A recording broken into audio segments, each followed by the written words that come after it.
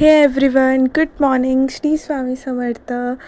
तर माझी सकाळची सुरुवातच पावसाने झाली होती आणि तेव्हा दुपारचा टाईम होता. मी जसं शूट नाही केलं, मग मम्मी पप्पा बाहेर गेले होते, तर मग मला असं वाटलं काहीतरी भूक लागली होती ॲक्च्युली. मग मी मॅगी बनवली.